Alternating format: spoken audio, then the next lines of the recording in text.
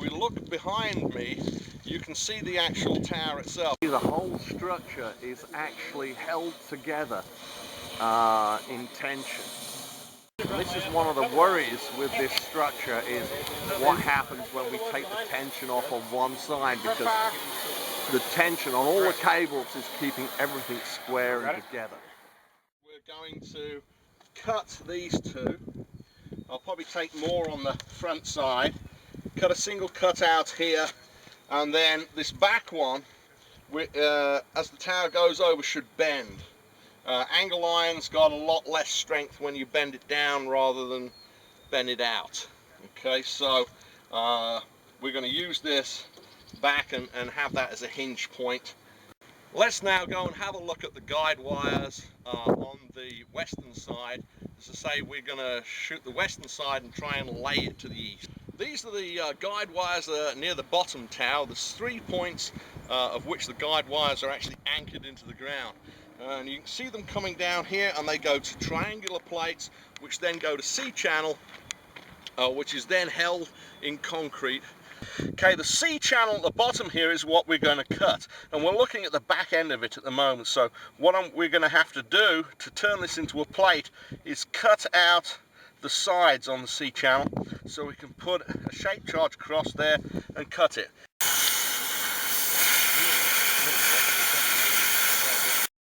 We're starting to prep the charges now on the initiating system, and what we're going to do first is cut the deck cord to length and crimp on the AAP3 boosters. So this will put a crimp on there, which is a little bit below where the booster is, and I'll rotate it around, put another crimp further on. I'm pushing it on to the deck cord all the time, like that. We're using this 8-gram Stinger here, which is an even bigger booster, and it's going to be mated in with the explosive here, and you can see it's about the same size. And what this will do is make sure it starts properly. Even if you've got a slight gap, this is enough oomph to get it going. Now when we insert the small AAP3 booster into the Stinger here, what we have to do is make sure that's all the way in, and it's going to go to about this depth here. Okay.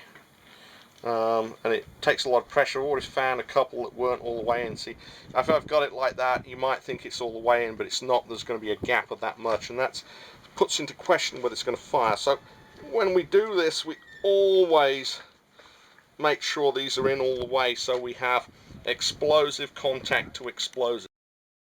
This one's a bit tricky, and we're working in water. We want to keep that shape charge out of the water, but those foam standoffs will provide the necessary cut. We can see Karen and Laurie setting the charges, and they're using wire to hold them in place. Now these shape charges only have to be held in place until the point of firing, because the process of the shape charge formation is so fast that it really doesn't matter. Okay, so this is separated, and we need to make sure it's still an intimate contact. So we're going to add a little bit extra tape to make sure that stays put. Push it up good and tight.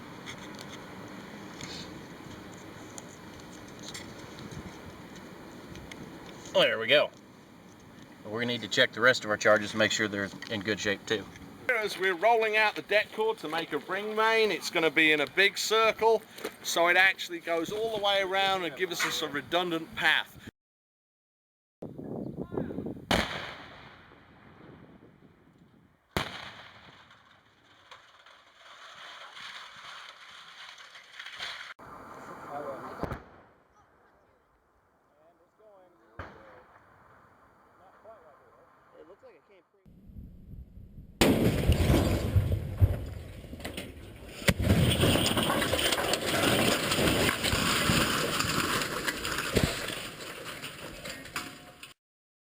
Well, we've dropped the tower, and what we have to do now is go in and check out and clear any misfired charges or anything like that.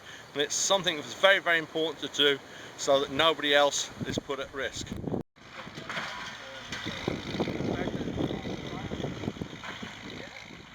As the tower came down, it actually bowed because the middle was coming down faster than the top.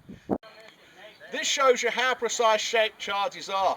We're only 10 foot from the base of the tower here, and these windows in this door are still intact. Super clean cut. In fact, the other end of this piece is probably a good memento for one of the students. Well, everything looks good, and it's the end of the day and it's time to go home. We've checked the site out and picked up everything for all our stuff, and I think this is a job well done, guys. Congratulations.